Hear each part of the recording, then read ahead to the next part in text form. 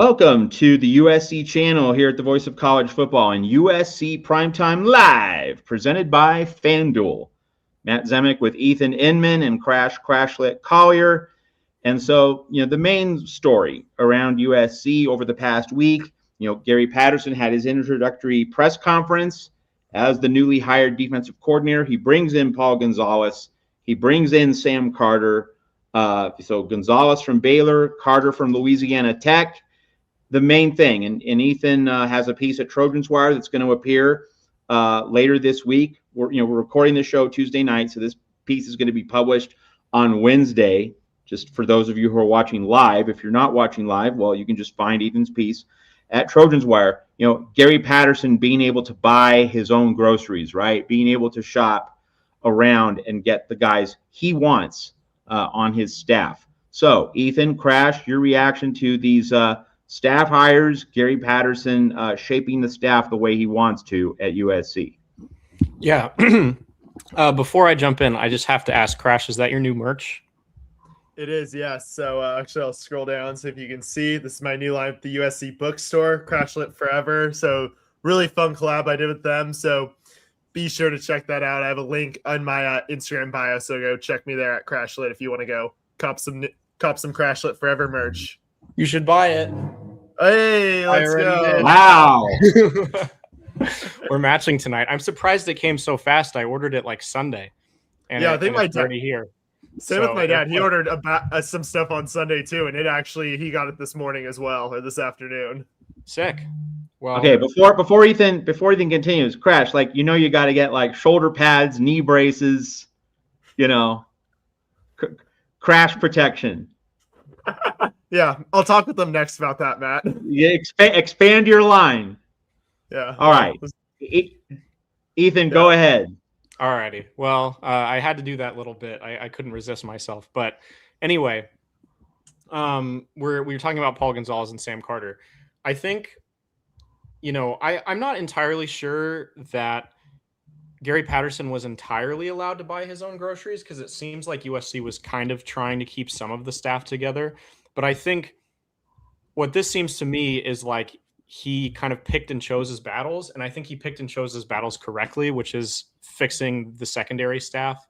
I think that, the defensive line had its issues, and, I'm not entirely excusing that, but I think that a lot of the defensive line's issues were kind of exacerbated by the secondary being as bad as it was. And I think that the defensive line's issues also have like a clearer in-house solution, which is a full offseason under Eric Henderson, and with Tremaine Carroll in the building for a full offseason as well. And then, just also getting to compete against that elite offensive line in practice all kind of spring and summer. And they've got some elite talent coming in on the defensive line as well. I mean, Jamion Winfield just got his 5th star, and Luke Wafel is the number 1 player in the world coming out of high school. So I think, it seems as though that is a more, in-house fixable thing than the secondary. So I'm kind of glad that they fixed that. The issues in the secondary, to me, just kind of continued too deep into the season. I mean, we saw it against Oregon, and we saw it against TCU. So to be still having discipline issues, to be still playing such soft, scared coverage that late in the season, I think to me indicates that, this younger talent would have been better served in better hands. And, plenty of credit to Doug Belk for the kind of recruiter he was. And, it seems like he was well liked around the USC building. I'm not taking that away from him at all. But I think recruiting is something that we seem to have nailed down now. Like, back in the day, there was a lot of chatter about, USC kind of needing to hold on to every, great recruiter that they had on their staff. I remember when Dante Williams was the interim coach, people were kind of like, oh, well, like, can we still keep him around so that he can keep recruiting as well as he's recruited?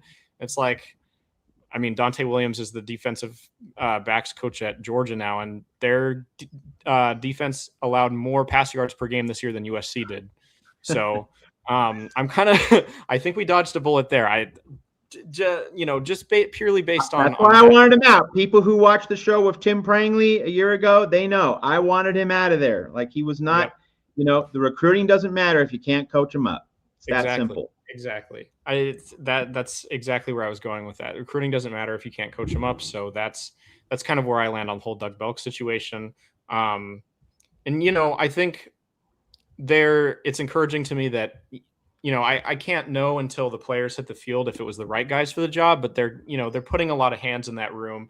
There's going to be like 3 different secondary coaches plus Gary Patterson, who has experience coaching safeties in the past. So it feels like they're at least putting all their eggs in that basket. It seems like, whether it's the right eggs, we'll find out. But I like the attention that Gary Patterson's put there. It seems like that was the battle he fought in terms of trying to hire, his own guys. And I think it's the right one to fight is kind of my take on it.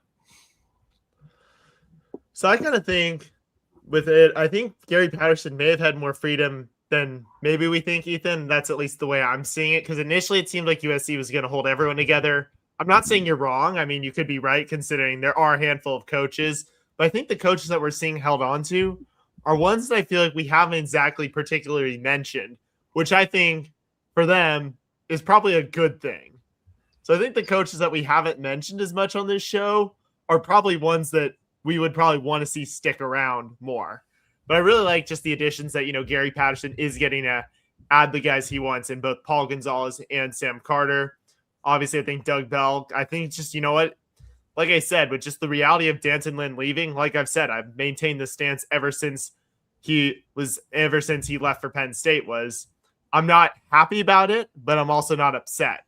And the reason I'm not upset is because it gives USC an opportunity to move people around, get rid of some people, and be able to enhance the staff. So I'm curious, obviously we saw Rob Ryan move into an analyst role, which I think he's much better suited for.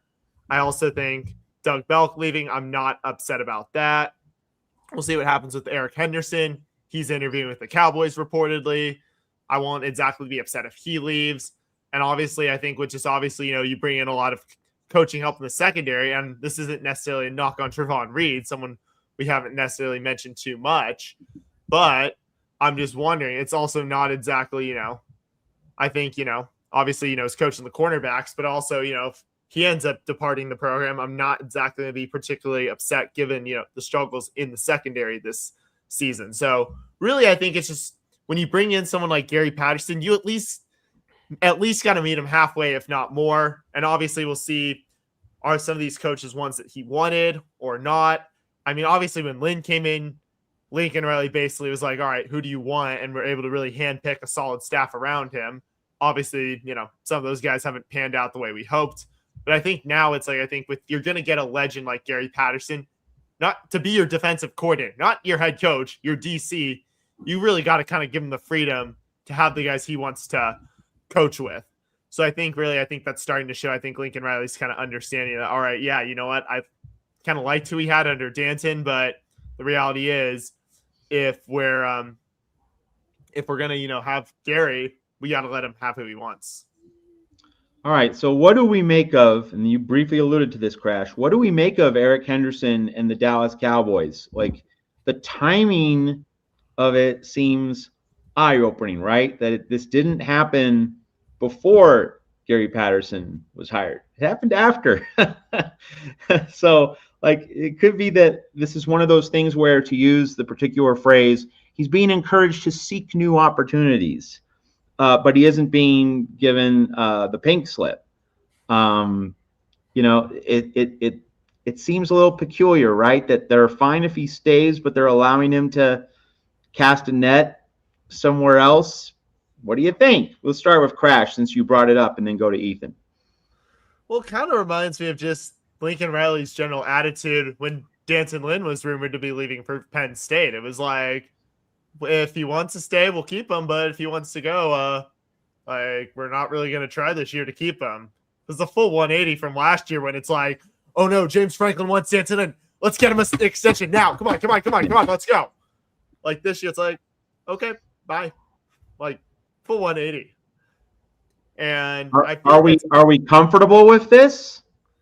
Well, it seems like Henderson might be staying. It's kind of what it seems like to be reporting, but still, just the fact that he interviewed alone kind of seems like USC seems to be all right if he does leave. Like, and personally, how do you feel about that? I'm about to get to that, Matt. And I personally, I'm given like just kind of the struggles along the defensive line, and I mean, I'm kind of in that same position where I feel like if he stays, I'm I'm not going to be upset, but I'm also not upset by him leaving. So I kind of have that same attitude I had when Lynn left, where it's like, okay, if you want to go, bye.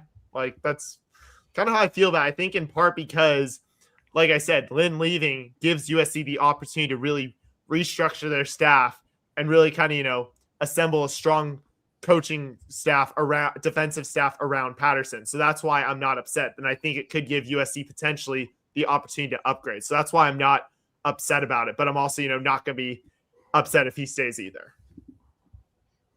So my take on the Eric Henderson situation is I think he wanted to be defensive coordinator.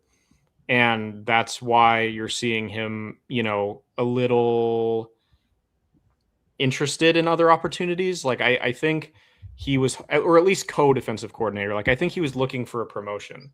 And, he got a little bit of a taste of being a DC at TCU, and, it didn't turn out super well, but there were some drives where he probably felt like he did well.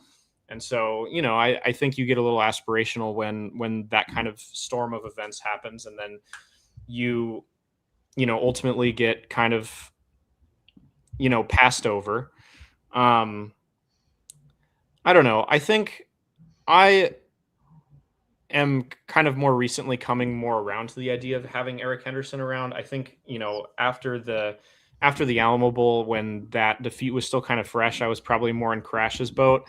I think I would lean towards wanting him to stay, only because of like how impressive this incoming class has turned out to be of defensive linemen, and just how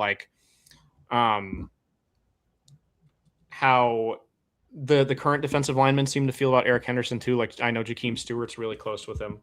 So I just think like that I really don't want to like upset our current defensive line talent. The young talent, especially, the guys who were recruited by Hendo. So I would lean towards wanting him to stay. Like it's not like a doomsday scenario if he leaves, like I said, because, similar to the situation with Doug Belk, like it feels like we have recruiting figured out under Chad Bowden. Like if we lose a recruiter at a certain position, it doesn't feel like the whole operation is going to fall apart. But out of all the position coaches, him staying, I think makes the most sense, and is what I welcome the most. So that's kind of where I stand on that. Yeah, it just the timing of it kind of unsettles me a little bit. That hey, we gave you the chance to be defensive coordinator in the Alamo Bowl. It didn't work out great. Like you shouldn't think you deserve a promotion. Like you didn't earn a promotion. You had an audition. Yeah, so it just unsettled me a little bit. But my view of it is that Eric Henderson with Trumaine Carroll for a first full off-season cycle, that's what makes me feel, yeah, I'm fine with Eric Henderson staying on, because Trumaine Carroll, he was hired in the spring, didn't have a full length off season with him, and you have to allow that to happen. You have to allow that to take root, the Trumaine Carroll strength and training regimen, and then you give Eric Henderson a chance to mold these Trumaine Carroll coached players. Like, Eric Henderson's there to teach technique, how to rush the passer, how to stuff the run. It's Trumaine Carroll's job to get these guys into being, wrecking balls, filthy, nasty, mean, lean, dominating machines. And so Eric Henderson and Trumaine Carroll are really two pieces of a larger puzzle. You have to give Eric Henderson a full off season of Trumaine Carroll, so that these guys are stronger, they're bigger, they're faster, they're more developed physically, and then Eric Henderson can mold these, more physically developed players into more effective defensive players. So the Trumaine Carroll angle is really what cements Eric Henderson at USC, and it's why I'm definitely fine with him staying. But I'm still unsettled by, why now? Why are you flirting with the Dallas Cowboys right now? Timing of that is certainly unusual. All right. In terms of the defensive staff, let's circle back on something that I don't think we've talked about a lot directly on our show. So let's talk about it directly right now. So when Eckler was brought in as linebacker coach, in addition to special teams coach. I was thinking he would be a linebacker coach because, you'll have staffs with an inside linebacker coach and an outside linebacker coach. But it turns out it's just Eckler. And that means, as Crash mentioned, Rob Ryan being demoted to an analyst role. I think that's a big deal. I did not want Rob Ryan to be a position coach. If you demote him to analyst, just providing some information, context, research, but you have someone else full-time reserved for linebackers, to me, that's a really big thing. That's a really significant reorganization of this staff. Ethan, Crash, your opinions on a subject that we really haven't talked about in depth. Yeah, I agree. I think it is a big thing, and I think the way that they kind of went about it in a way that doesn't put Rob Ryan to shame, and so I'm sure that probably was a part of the calculus, because the Mike Eckler news broke, and it was like, oh, he's going to be the special teams coach, which also they're keeping both of the guys that Mike Eckler is effectively replacing on staff. Ryan Dougherty's also staying on staff. But also as like a special teams assistant / analyst, which in that situation to me is perfect because Ryan Dougherty has a punting background. He coached up Eddie Czaplisky. He coached up Ryan Sayuri. Like, it seems like he can handle the kicking and the offense, while Mike Eckler handles the defense because Mike Eckler has a defensive background. He can, coach up the punt and kick coverage and some of the blocking as well. So that to me seems like a great fit for both of them. And yeah, I think they like I said, they kind of wormed him in there and then, kept both of the other coaches on staff in a way and it, allows them to continue to help out USC to continue to be useful and, but ultimately helps USC upgrade at two positions where they desperately need it. I think my only concern with this situation is Mike Eckler being spread a little too thin because, those are two big jobs, coaching linebackers and coaching special teams. I'm like, knowing him and knowing his background, I'm not personally concerned about him doing it. I just think that, with the staff that we have and the way that things have gone in the past, I hesitate to, especially with the way that we've treated special teams in the past, because, Lincoln Riley didn't hire a special teams coordinator until like a couple of years ago. Like, first couple of years of his tenure, there was no special teams coordinator and it was just kind of something everybody else helped out with. So I just hope that neither of these takes a back burner for Mike Eckler and he gives both of them, his full attention and energy. I think he will. But if there was an area of concern for me there, that's probably it. But you kept the other two coaches on staff too, so they can probably help him out with that in Dougherty and Rob Ryan.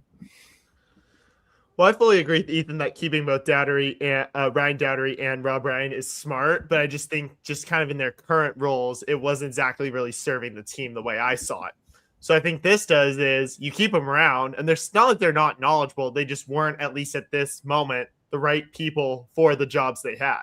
But I think keep them in an analyst, slightly lower pressure position allows them to still be beneficial to the team, but not have to, be as under as much scrutiny for it. And I think bringing in someone like Eckler is smart because he knows both those things. And obviously, I think my concern is, like you said, Ethan, I think initially when I heard he was doing both linebackers and special teams, I was happy because, it was taking Rob Ryan, it was shifting that responsibility away from Rob Ryan. But at the same time, I was a little worried, is he going to, be trying to juggle two jobs? But then I feel like this is actually fine because he's the clear guy for special teams coordinator. It is in his title. So I'm not as worried. Whereas like in past years when there wasn't a dedicated special teams coordinator, it was like, we got, all these different offensive coaches, like kind of having one hand in it while primarily also coaching their position group. Like that was something to worry about. Whereas I think now you don't have to worry about it quite as much because Eckler clearly has the experience and expertise for both jobs. So I think they'll both get his attention. I suppose that probably is the one area of concern, but I'm not too worried about it. And I think USC did a great job just kind of handling all of it. Comment in the chat from our friend, longtime loyal watcher and listener to the show, Gerardo Zalata. Who do you all feel is more responsible for identifying, recruiting, and closing the top players in the 2026 class, Chad Bowden or individual assistant coaches such as Eric Henderson?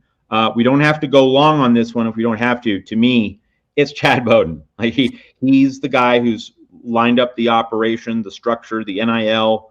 Like he's given instant stability to everything in and around USC recruiting. Like it's not as though Lincoln Riley suddenly picked the lock or cracked the code. No, it's the general manager who came in and imposed order. Anything we want to add or subtract, Ethan and Crash? Yeah, I'd agree. It's Chad Bowden, and it's kind of twofold for me. One is just how comprehensive the recruiting has been. Like, it's not that USC has done great at like some positions, but not great at others. Like their recruiting in 2026 was like pretty comprehensive across all positions on the field, on offense and defense. So I think that to me signals like this is a whole operation thing, and not just a couple of guys who are position coaches who are doing really well.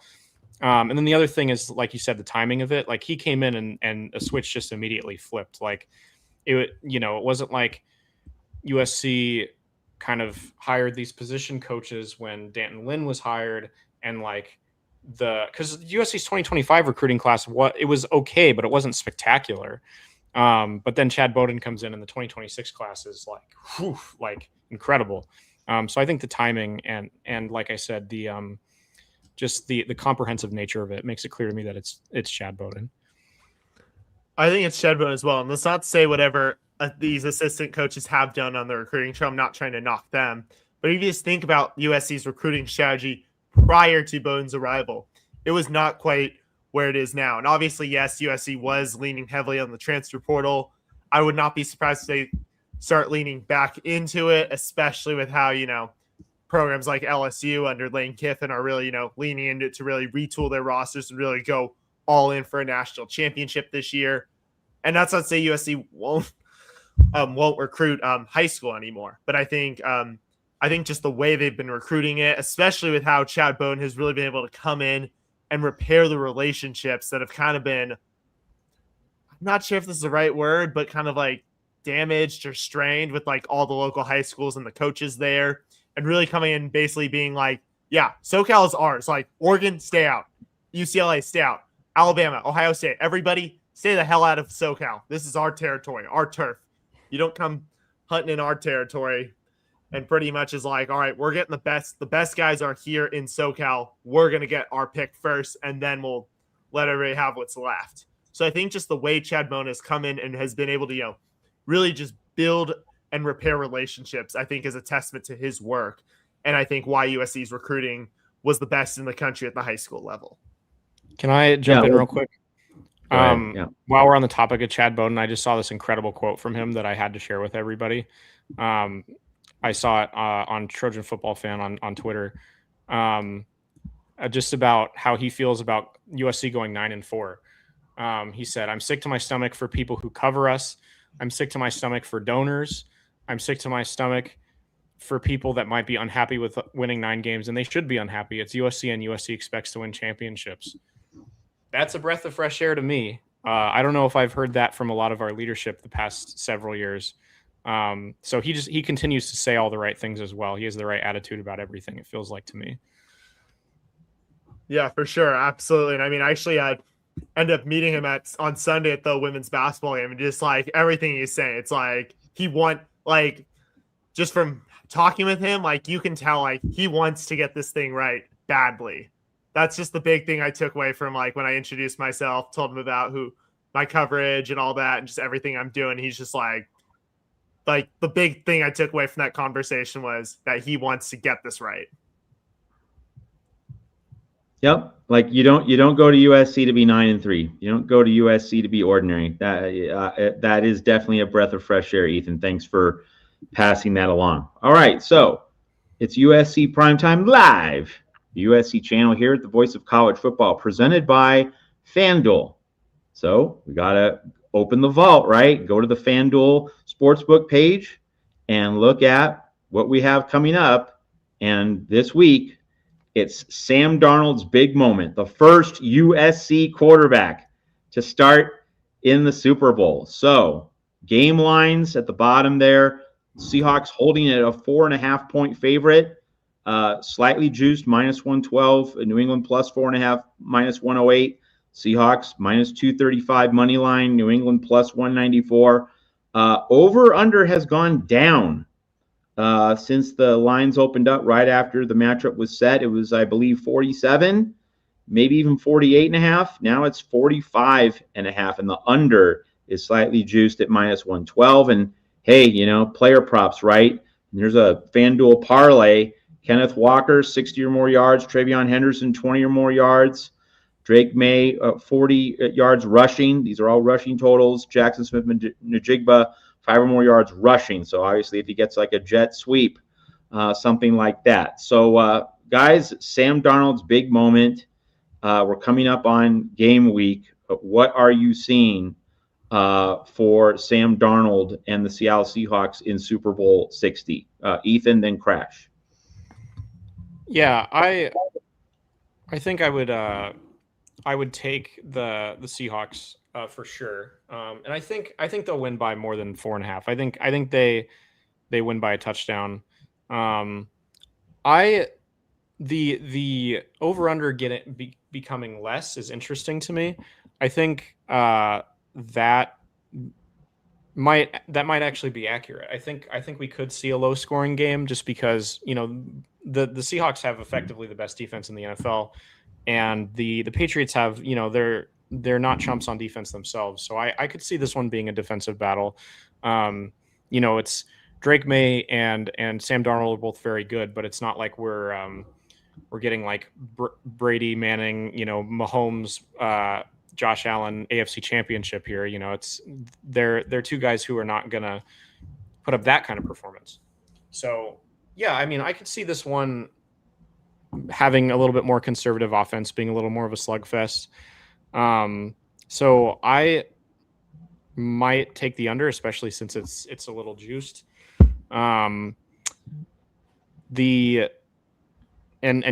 taking Seattle, and I think that they'll win by at least a touchdown, even if it's a low scoring game.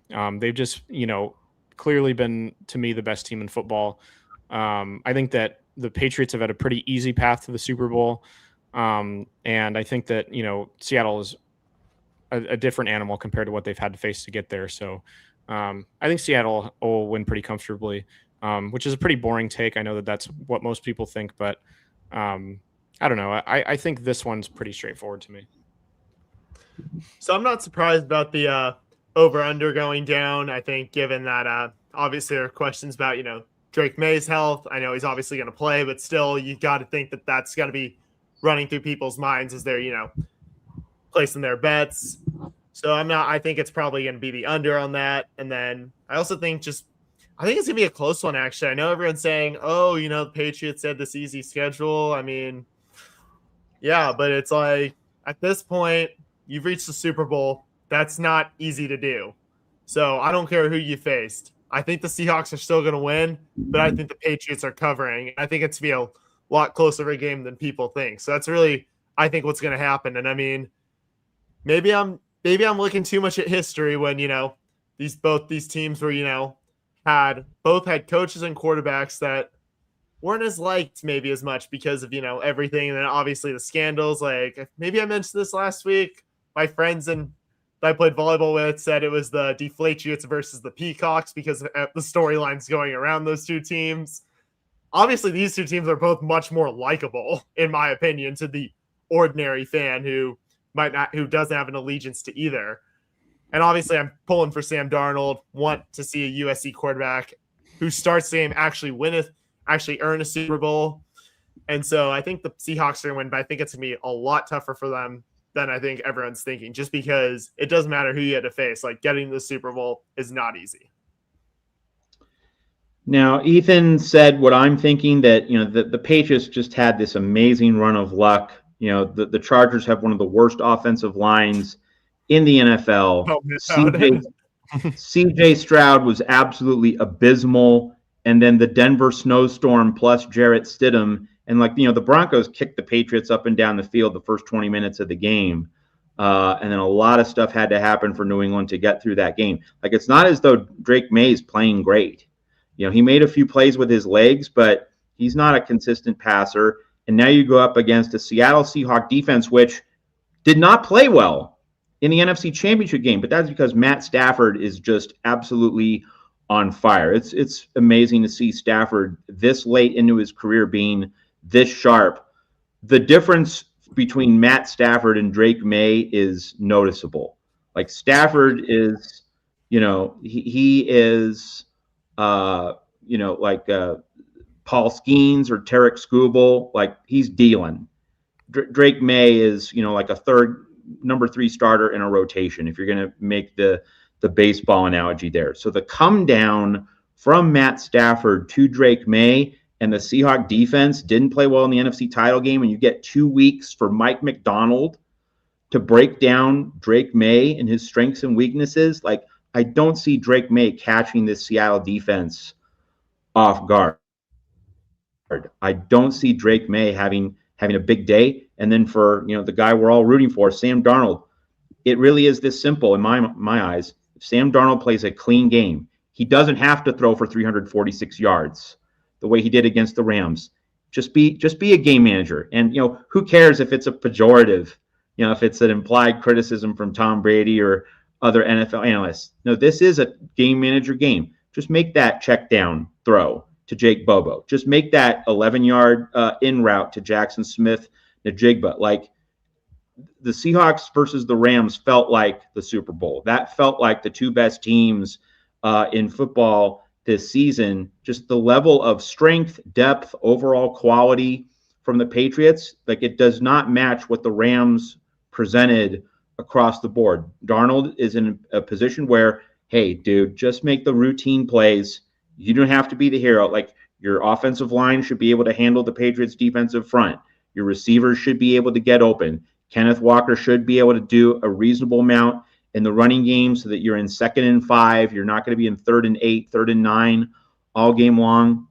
Just make the routine plays consistently. Be happy to be captain check down if that's what it means. Like, hey, 5-yard check down, that's a good play on 1st and 10. It's a good play on 2nd and 5. It's a winning play on 3rd and 2. Also, like Clint Kubiak called a great game for Darnold and Seattle against the Rams. And like, you figure out that Ram defensive front, you get past those guys. Like, the Patriots are good. They're really good on defense. I'm not denying that, but they're not better than the Rams. Like, the Rams would have been just as solid a favorite as the Seahawks are, if not more. So really, Sam Darnold plays a clean game. He doesn't commit a turnover or make a significant mistake, like, taking a 12-yard sack as he did it from the 1-yard line against Ethan's 49ers in Week 18. As long as Darnold just doesn't do anything dumb, Seattle should not only win but cover the 4.5. Like, Seattle winning by a touchdown, I feel very comfortable about the Seahawks doing that. And let's just add this one detail. Sam Darnold knows what it's like to win championships at Levi's Stadium. USC's last conference championship. Gosh, it's painful to say it, but it's true. Last conference championship was in 2017. The Trojans beating Stanford in Levi's Stadium when the Pac-12 championship game was still there. It hadn't moved yet to Las Vegas. So hopefully this becomes the Vegas championship Sam Darnold wins at Levi's Stadium. But he's already won a title in this ballpark 8.5 or just over 8 years ago at USC. All right, so that is our FanDuel segment. And now we come back to USC football for the remainder of our show here at the Voice of College Football, presented by FanDuel. So, the Big Ten schedule came out last week. So, Gary Patterson being onboarded, his press conference, the staff hires of Paul Gonzalez and Sam Carter, that was the main thing we had to talk about, right? Defensive coordinator, that's the number one thing on any hierarchy of coverage priorities for our show or any other USC show. And the Big Ten schedule, we can chop that up all off season long. So last week and then the start of tonight's show, properly reserved for Gary Patterson and the staff additions that he's made. But now for the back end of our show, let's dive into this Big Ten schedule. Last week, we talked about how, Lincoln Riley, if he's going to have a playoff team, he has to win at least 2 of the 5 against Oregon, Washington, Penn State, Ohio State, and Indiana. And, we talked about Oregon being the game that he really needs to win. And, like Washington's the game you should win. And then Oregon's the game, of the really higher end games that he needs to win. And guys, as I look at this a little bit more, let's look at some of the other schedules across the Big Ten to get some more perspective on this. Looking at Oregon's schedule, so I'm looking at another screen. I have it popped up so that I'm not lost in the woods here. But Oregon has a really difficult schedule. Oregon is not only playing USC early in the season on the road, but then later in the season, the Ducks have some more challenging games. Oregon is going to have to go to Illinois in late October, the 24th, at Ohio State, November 7th, and then against Michigan and Kyle Whittingham. Won't that be interesting?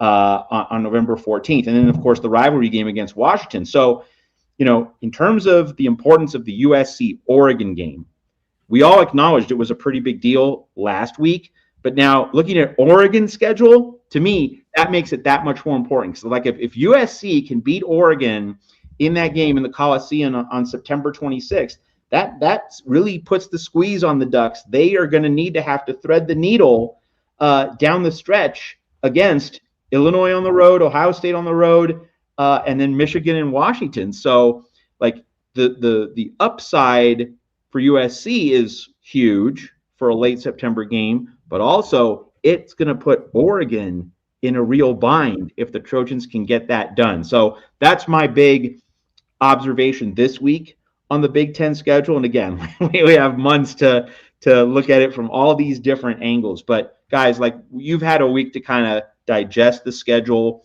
find your own angles, find your own comparisons of all the top teams. Anything new you want to bring to the table about the 2026 Big Ten football schedule? Ethan, then Crash. Yeah, so you mentioned the Oregon USC game, so I suppose I'll talk about that first. The interesting thing about that one too is just kind of the lead up and the aftermath for both teams, because obviously it's like the fourth game of the season, or no, it'll be the fifth. Wait, the fourth. Yes, it'll be the fifth for USC and the fourth for Oregon, I believe, because USC has a week 0 game. Yeah. So, like, kind of right coming off of that non-conference schedule, USC has to play a conference game against Rutgers. I think it's really interesting the kind of sandwich that each team finds itself in with that game, because USC has to travel to Rutgers the week before Oregon, which should be a win in terms of the talent on paper. If we're losing to Rutgers in week 4 of the season, we have a real problem. But it's still like it's a long ways. It'll be a lot of travel, and then obviously coming home, and then USC has to take on Oregon, and then they play Washington the following week. So they don't really have like it's not like if they have a bad performance against Oregon that they can afford a letdown against Washington. Like, they have to kind of kick it into gear immediately again the next week afterwards. Whereas Oregon, they play Portland State at home the week before, so they're basically gonna be able to phone it in for half that game seemingly, and then they have a bye after playing USC, and then they play UCLA the week after that. So a little bit of a better situation there for Oregon to be able to kind of rebound and get their season back on track if they lose the game. USC doesn't really have that privilege. They have to, they immediately come back and face a very tough Washington team. They do get to stay at home, which is one benefit. And that's kind of like a theme that I've observed throughout USC schedule compared to other schedules. Like, Oregon schedule is tough. Ohio State obviously has some tough games on there as well. But like, a lot of these teams get to play USC at a time where, their schedule is somewhat, not Ohio State. Ohio State, well, they play USC coming off a bye, but then they have to turn around and play Oregon after that. USC gets the bye after they play Ohio State, and they play Wisconsin beforehand. So that's not really advantage Ohio State per se. I'd have to look at Indiana's. I don't know it off the top of my head. But Ohio State does get 2 weeks to prepare for USC. Yeah, so there's a lot of these big teams have some advantage, which is kind of important. And then also, something we've talked about with USC and Lincoln Riley led teams at USC is like sometimes if you lose a game early on, the wheels fall off. And, like the first 4 weeks of looking like one of the best teams in college football, it's exactly like Bob Springer said. Like losing that Oregon game is potentially devastating. Whereas if, you're kind of like already in the playoff, or at least close to it, like losing to Indiana with 2 weeks left against Maryland and UCLA isn't exactly, earth shattering. So that game is humongous for a lot of reasons, for sure. Hopefully USC can kind of keep it in high gear despite the amount of travel that they have to do the week before and, having Washington the week after, whereas Oregon has a bit of a softer on-ramp to that game and let down afterwards as well. Well, I think what's one thing I want to point out is obviously there are just going to be times inevitably where USC or just any team is just gonna have to face teams coming off buys or just teams more preparation, but it's not gonna be as bad as last year. John Wilner wrote this out in one of his columns, I think about a week ago after the release of the schedule, is that obviously a lot of complications, but just due to it being a 13-week season, not a 14-week season, that means only one bye per team, not two. Obviously, you can phrase the USC bye as you want, but in general, one bye if you don't play week 0. So obviously there are going to be a couple games where it's going to be tough, but for the most part, it's not going to be as bad as like last year, especially for USC, where it seemed like at least maybe the times could be a little brutal, but obviously in terms of like extra rest, it's not going to be as bad. But of course you can't get it perfect, especially in an 18-team conference where you're trying, commit to a rotation 5 that was made 3 years ago, and one where, I don't think anyone thought it, and when no one thought Indiana was going to be good. So you got to factor all that in. But I think overall, it's definitely a tough schedule. I'm still curious to see what USC does with that week 0 game, because it seems like they're running out of, are they going to be able to get a Power 4 opponent? And I bring that up in that week because obviously it's like, what? You can only get a team there who's played at Hawaii. Brian Karchi said the most logical opponent there is San Jose State. He reported that in his Times of Troy article yesterday morning. But it goes against what Jen Cohen said in her State of Troy newsletter back in November, where she said that at least one of USC's 3 non-conference games would be against a Power 4 opponent. She said, and I quote, "That is why of our 3 non-conference games each year, we will schedule at least one Power 4 opponent. If that opponent is a rival with whom we share a long and storied tradition, all the better." So it seems like USC is running out of options. And I'm not saying don't sacrifice a bye game, but I'm just saying you risk breaking a promise, and then also might not exactly be doesn't exactly, I feel, look great if, you're at least trying to. Because say what you want about Notre Dame when the whole rivalry fell apart, the negotiations about when that game was going to be played, but Notre Dame had a contingency plan that they were ready to execute the moment that game fell apart. You got to give them credit there of just like having, all right, okay, SC, not going to work. BYU, let's go. We'll see you in Provo. Like, they were ready for that. And I feel like USC could have at least had, like, it kind of implied that if the Notre Dame talks were going to fall apart, that they were going to have a plan in place to have a Power 4 opponent. But it seems like that is definitely something they're struggling to do. So I'm very curious about that week 0 game and who they get. Obviously, I do definitely agree that the Oregon and Washington games early can, be, big confidence builders if, you can win them, but what happens if you lose them for sure. And obviously, like we were talking about last week, Matt, that you have to win 3 of those 5 if you're going to make the CFP this year. And obviously, even winning 2 of those, we'll see what happens there if, USC's just on the outskirts, depending on obviously how this playoff shapes out to be. All right, so plenty more to discuss with the Big Ten schedule. Let's take a look at some of the other top teams that USC is going to be battling for a spot in the playoff in the Big Ten championship game. So Michigan, I'm not going to give the full schedule, but Michigan hosts Penn State and Indiana back-to-back weeks in the middle of October, and then mid-November at Oregon, and then, of course, the season finale at Ohio State. So in Columbus, the Horseshoe, for that game. So Penn State and Indiana both at home, but in back-to-back weeks. And with Oregon and Ohio State on the road. So, at a minimum, like Michigan must split that Penn State Indiana pair of games to have a reasonable chance at the playoff. What are we thinking about not just Kyle Whittingham's team, but the particular alignment of this Big Ten schedule for Michigan? Ethan, then Crash. Yeah, I mean, it's like you said, they've got to probably split those games. I mean, I trust Kyle Whittingham to build a winning roster immediately more than I trust Matt Campbell. So, like, if purely based on coaching resume and acumen and just who I kind of respect and trust more as a college football coach right now, I would probably put Whittingham and Michigan over Matt Campbell and Penn State. I think what kind of remains to be seen about Michigan is how that whole late unfolding Sharon Moore situation is really going to affect them, because it's not like something that they saw coming. Penn State obviously fired James Franklin in the middle of the season, so they had some time to prepare for the aftermath of that, and really kind of get a head start on looking for who their next hire was going to be. And they didn't necessarily get their guy at the beginning, and it took them a while to settle on Matt Campbell, but still, it was like a situation they were prepared for in terms of their recruits and stuff. It just being as late as it was in the game for Michigan, it'll be interesting to see how it affects them.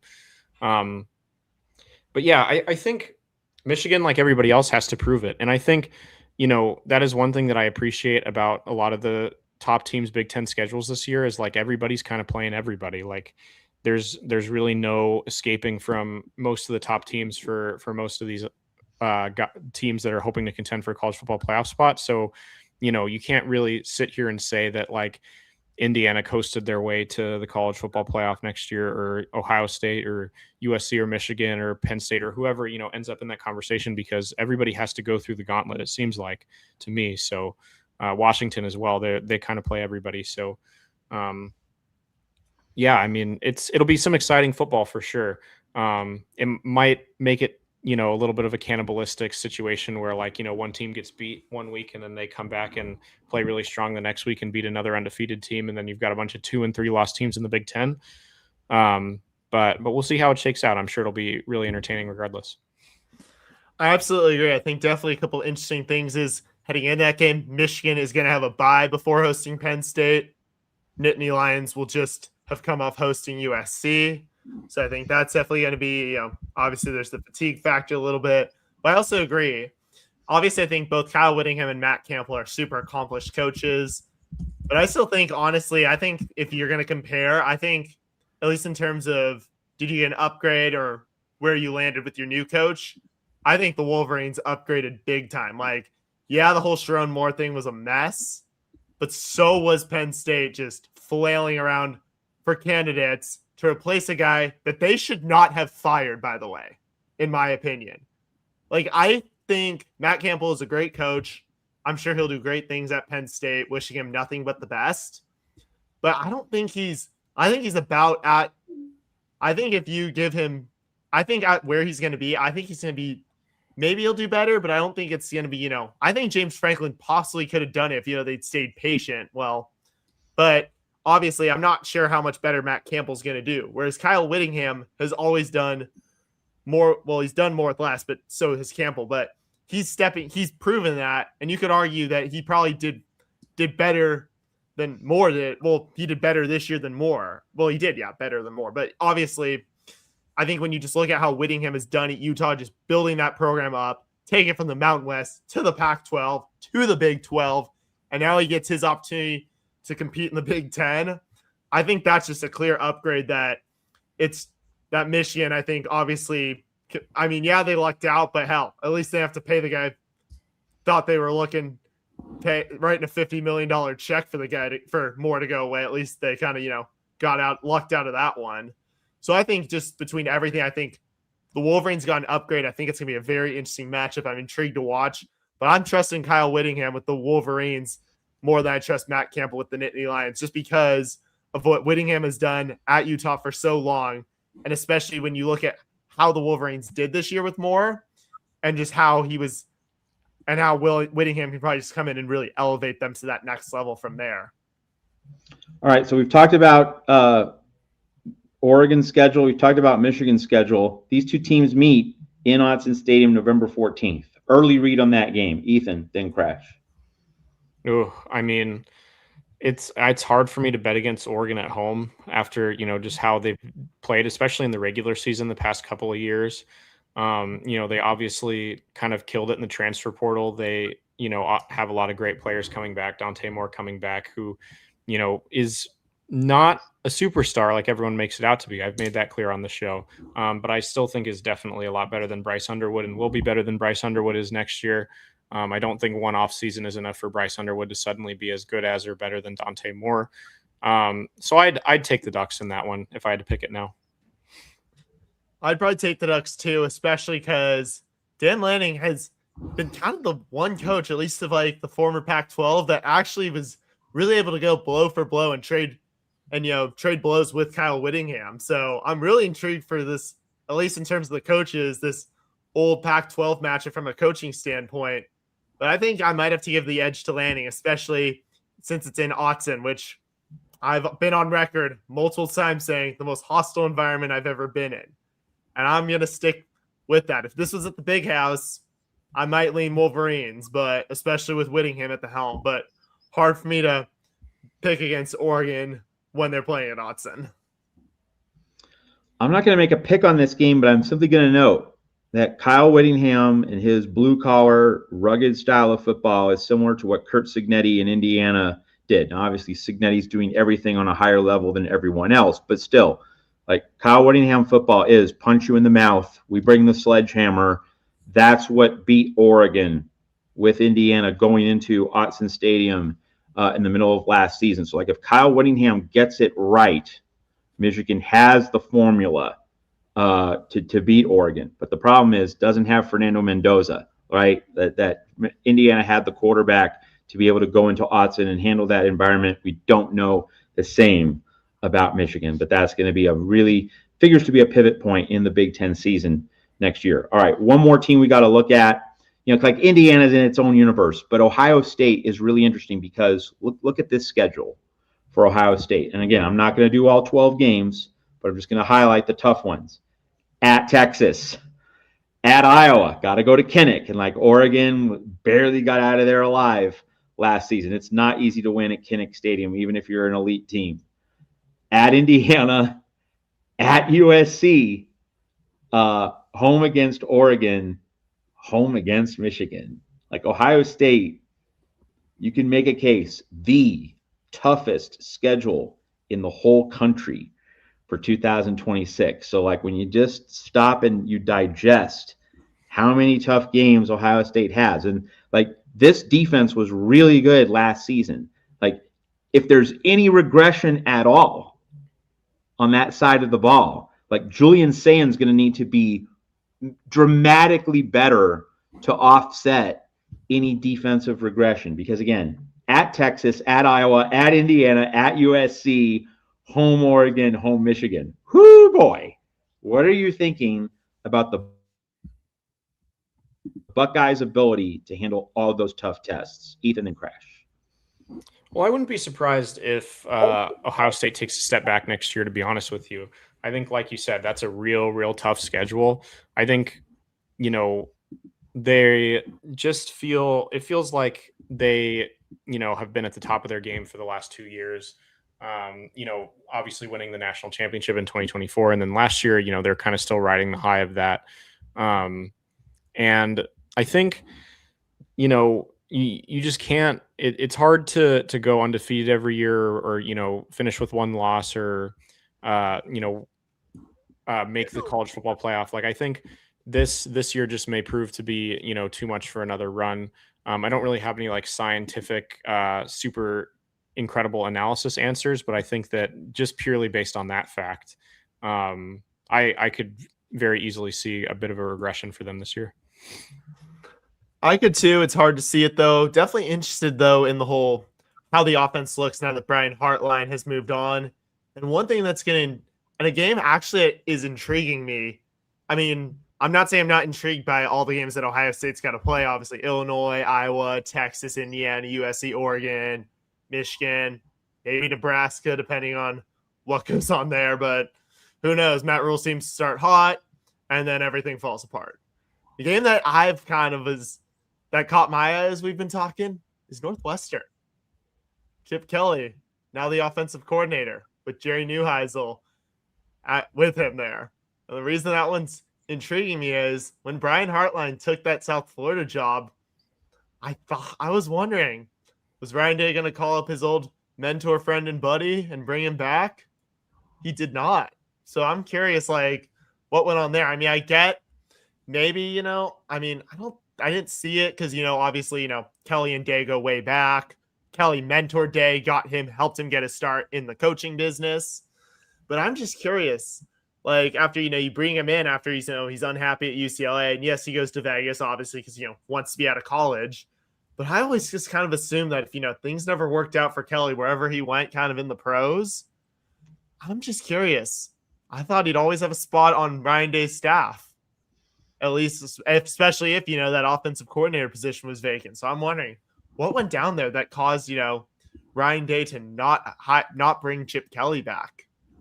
But I'm definitely very curious to see how Kelly does schemes against, obviously, Matt Patricia's defense and all that. So I'm really curious for that Northwestern game just because of the Chip Kelly factor. So, yes, I'm obviously, all these games, I fully agree with you guys. Like, I think Ohio State could have a good year. They may just miss the playoffs. Also wouldn't be surprised if they make it.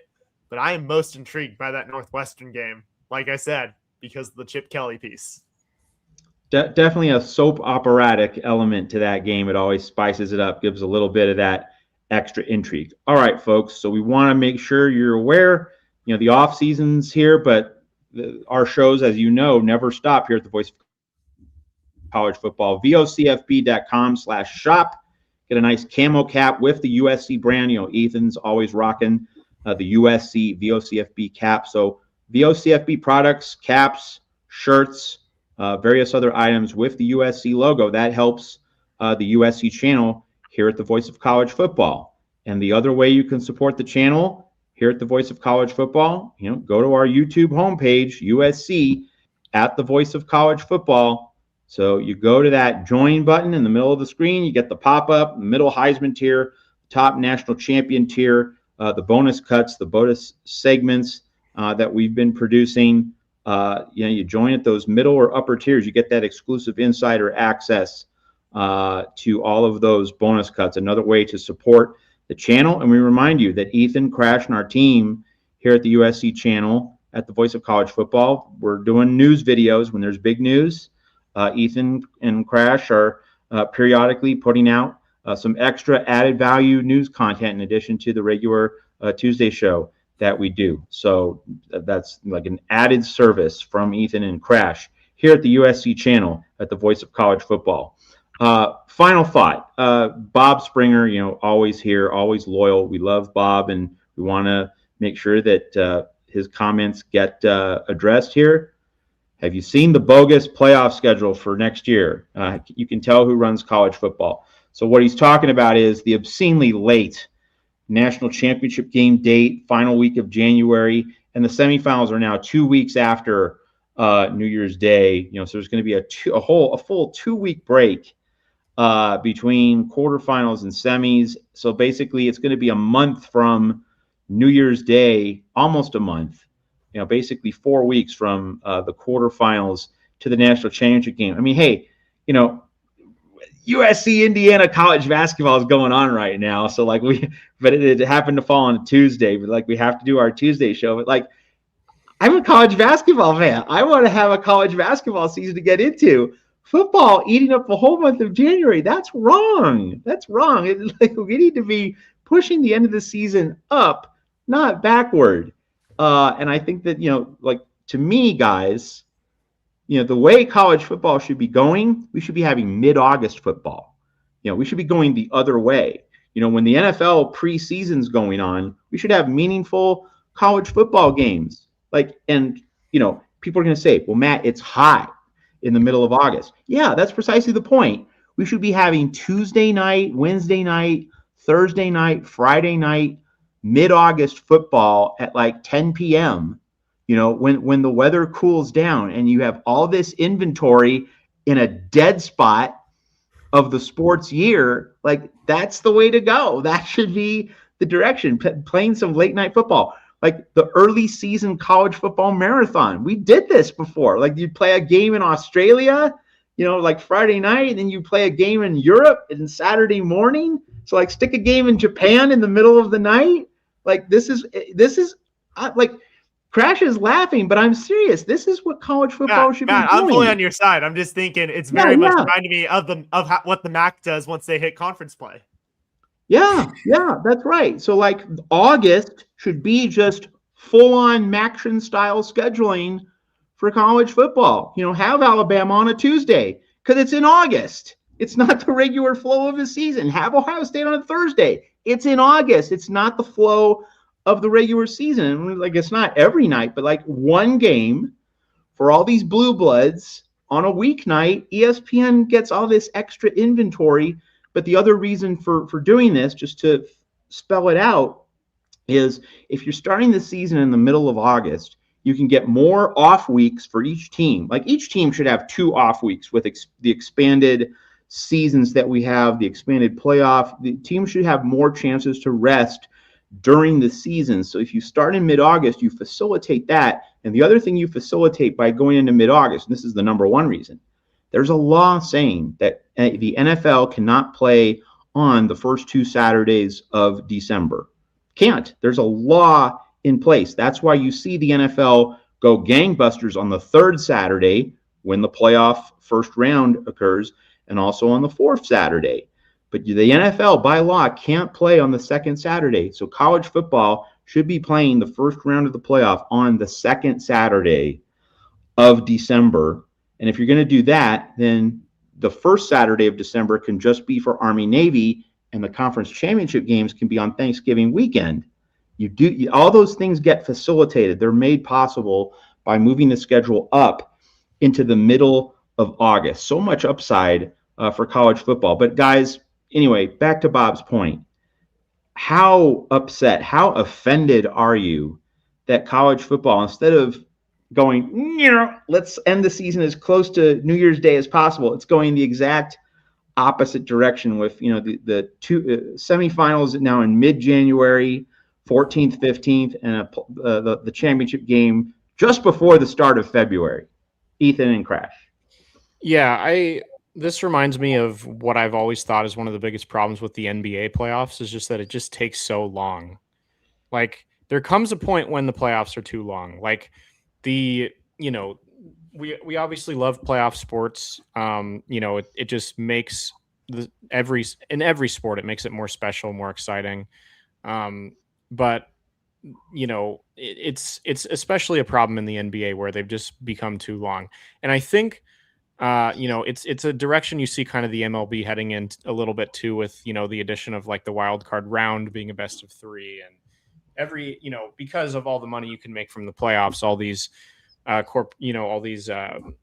leagues want to make the playoffs bigger and expand them and make them longer. And it's just like, I think that there's a happy medium. I think there comes a point where it gets too long.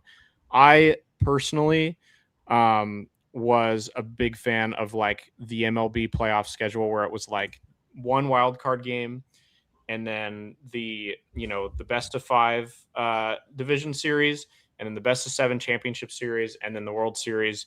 I think that's a perfect length of time. And that's kind of anything longer than that, which like the NBA, the NHL, both kind of a little bit longer.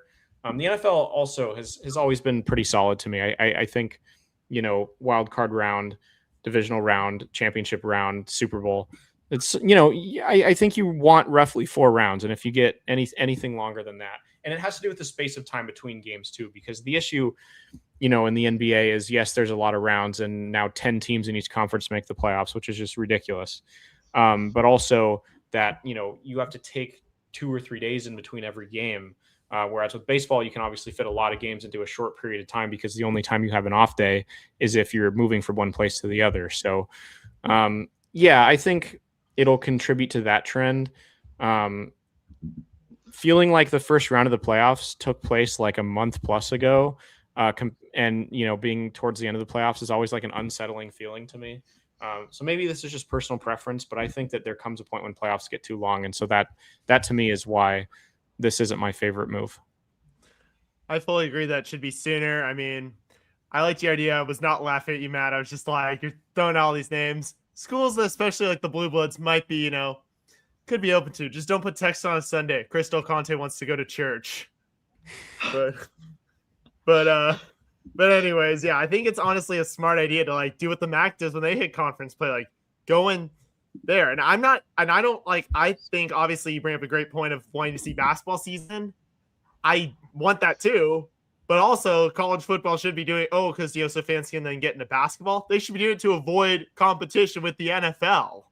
Because the NFL will obviously always beats college.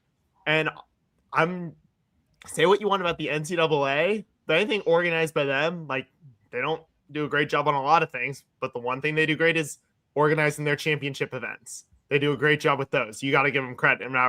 But obviously March Madness is great. Hopefully, I don't think that needs to expand. Like, please do not expand it to any people who are, out there trying to get it expanded. Stop what you're doing right now. But then also for all the other events too, like no matter what it is, volleyball, baseball, you name it. Like, I think they generally do a good job with it. But look at college football playoff. It's like they are constantly in a fight over who gets to dictate how the playoff is structured, how many teams from each conference make it, what the AQ rules are, all that. They can't seem to figure out anything. And on top of that, they keep extending the season. And then I could be fine with, maybe it warranted it due to you got to play a lot of games, which they're not. But why are you just dragging out and just putting a bunch of dead time between games? It doesn't make sense that you just, have fans just be like, waiting 2 weeks to like for the next game, like especially if your team's in it. Like I can't imagine what Indiana and Miami fans are like. Great, well, okay, we got to wait 10 days. Imagine if it was next year. It's like great. Now we got to wait like almost over 2 weeks to play. Like come on, like that's insane. So I think really it's like they should definitely move it forward and try to have it end around January 1st. And after having attended the Rose Bowl this year, I've come around that college football should be ending at the Rose Bowl every year.